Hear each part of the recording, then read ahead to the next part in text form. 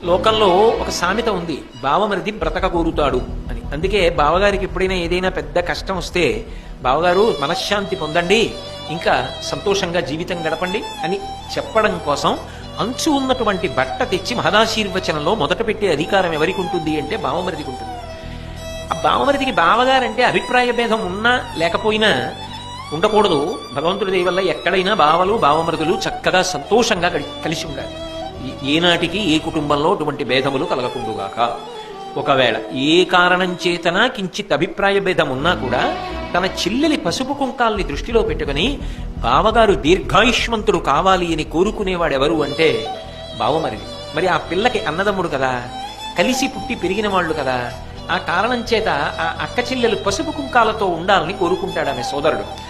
బావమరిది పట్ల ఆ కారణం చేత బావగారికి ఎప్పుడు ఒక సుహృత్ వాతావరణం ఉంటుంది, ప్రేమతో కూడుకున్న అనుబంధం ఉంటుంది.